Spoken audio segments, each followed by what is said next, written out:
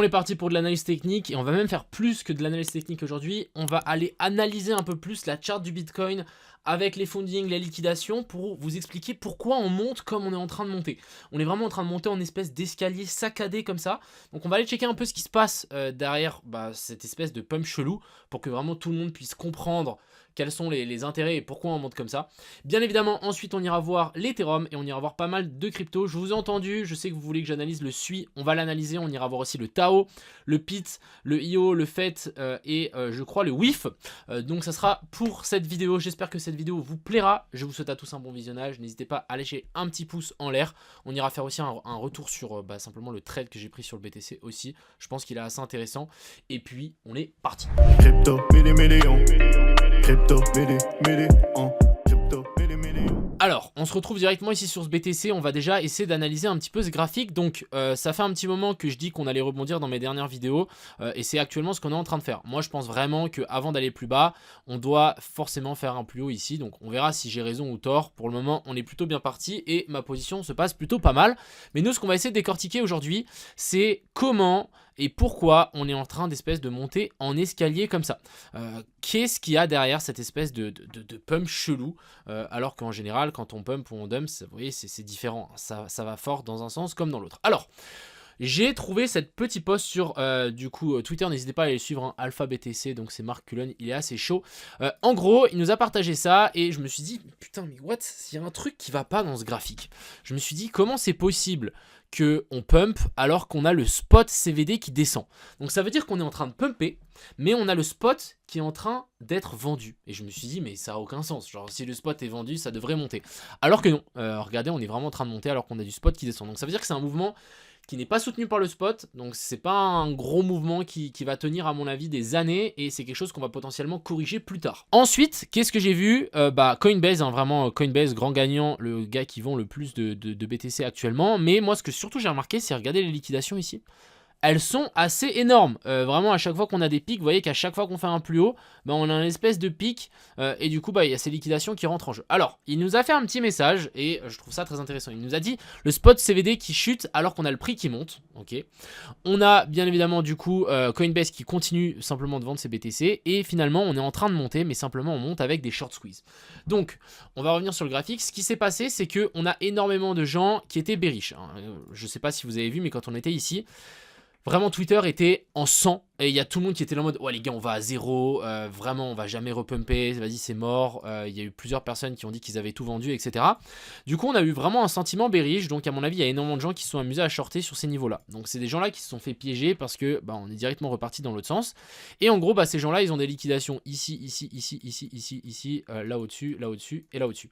Donc en gros là on a vraiment une grosse masse de liquidation qui est en place ici. Et du coup quand on a une liquidation d'une position short, ça crée quoi? Ça crée une position acheteuse et du coup on a plus de liquidation que de gens qui vendent du spot, du coup le prix qui monte. Donc là vraiment on a pris les gens, on les a mis en tenaille et maintenant on ne les lâche plus. Et c'est pour ça qu'en fait à chaque fois qu'on fait un petit pump, je sais pas si on voit un peu sur si on zoome un peu, chaque fois qu'on fait un pump, regardez on a des mèches, à chaque fois on se fait repousser, ici on se fait repousser, ici un petit peu, là de nouveau, et ici on a eu même on s'est fait rejeter donc au lancement, pas au lancement mais à l'ouverture du marché US.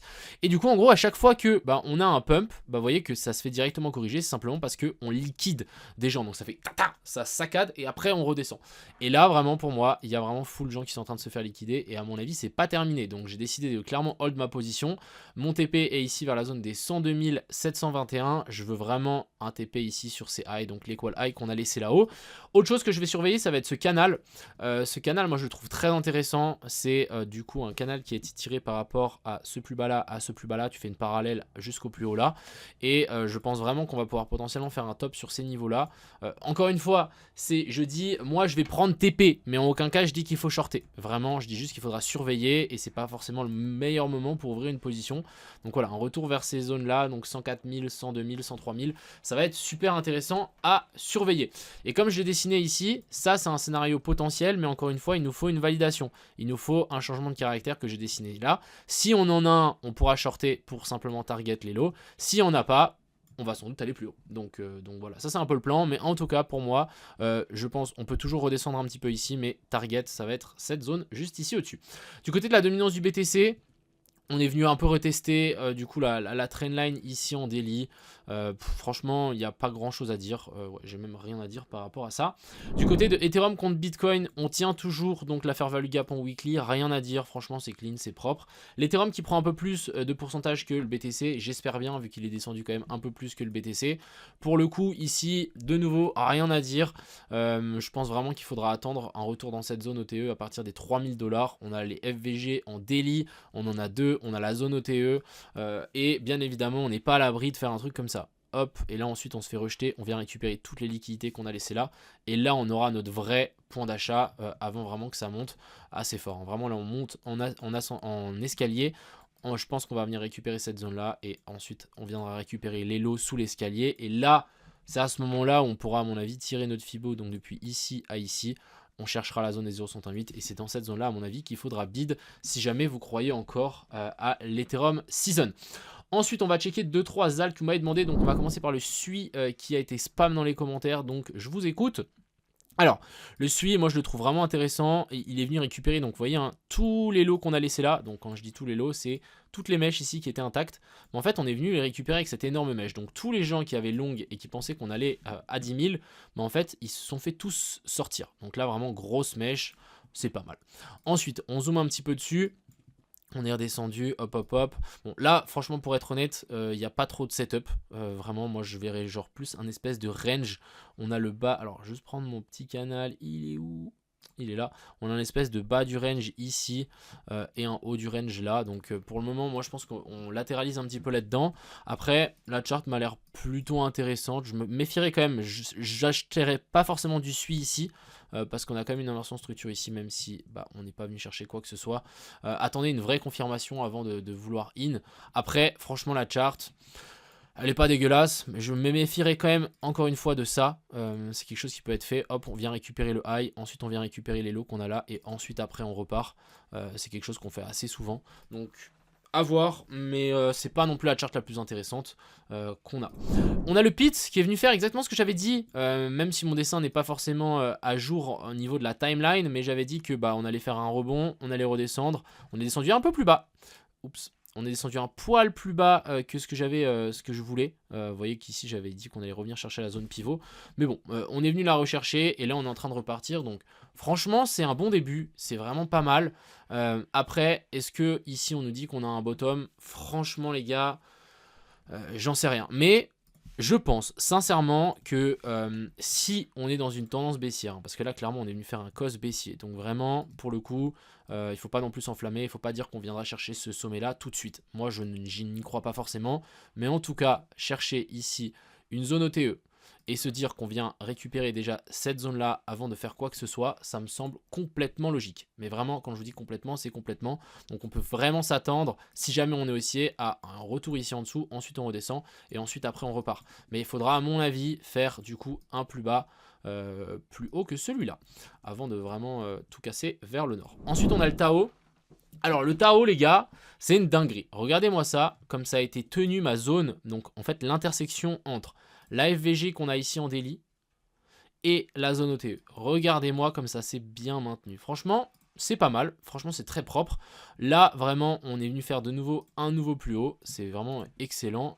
On n'est même pas venu chercher les highs. Donc là, c'est très très bien. Donc on a ces highs qui sont intacts. On se fait rejeter.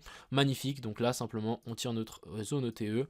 Et je pense qu'un retour dans cette zone-là, à partir de la zone des 403 $, ça me semblerait vraiment pas mal. Tant qu'on vient pas chercher ce sommet là.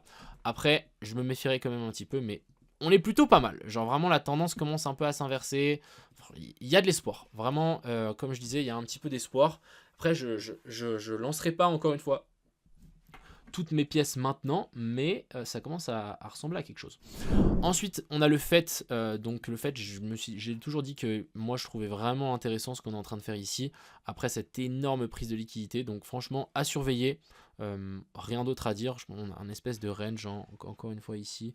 Si je tire mon petit canal, hop, on a le bas du range ici, le haut du range par ici au-dessus. Il faudra vraiment faire un breakout de ça.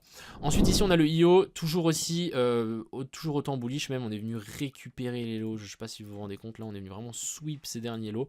Donc là maintenant ce qu'il nous faut, c'est vraiment matérialiser un nouveau plus haut. Donc il nous faut vraiment une clôture au-dessus de ça. Si on a une clôture au-dessus de ça, bah là on pourra simplement dire que là on a un vrai bottom qui a été mis en place avec un énorme sweep légendaire de la chart. Et si on a tout ça qui se met en place, je pense qu'on va pouvoir mettre des billes quand on redescendra ici et nous faire un plus bas, plus haut que celui-là. N'oublions pas hein, que les tendances haussières, bah, à chaque fois, surtout au début, on vient faire un plus bas, plus haut que celui-là. Donc ça sert à rien de FOMO ici.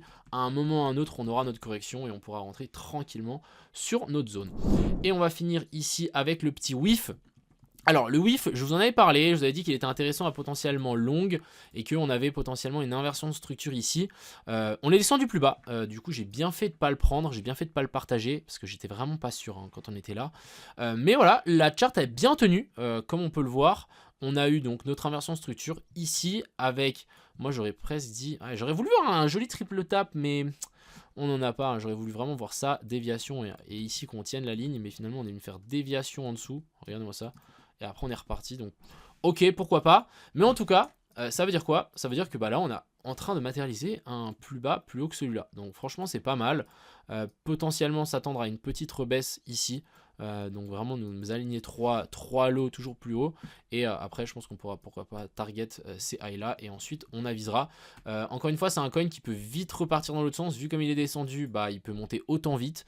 Donc clairement à surveiller. Et si vraiment il repart les gars, simplement tirons une zone OTE de là à là.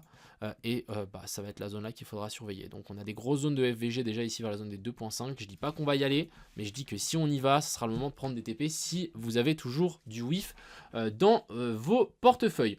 Donc voilà un petit peu ce que je voulais vous montrer aujourd'hui. Très intéressant le BTC qui vraiment recte les gens. Là on est vraiment en train de remonter d'ailleurs. Quelque chose qu'on a remarqué assez souvent, c'est que au lancement, donc à l'ouverture du marché et à l'ouverture du marché aux États-Unis, bah, on part souvent dans un sens, mais après on repart dans l'autre. Et c'est la même chose à l'inverse. Donc si jamais on fait un gros pump, il y a de fortes chances qu'on finisse finalement le fin du mouvement du coup en baisse. Et en général, ça dure pendant les 30 premières minutes. Donc on va checker ça.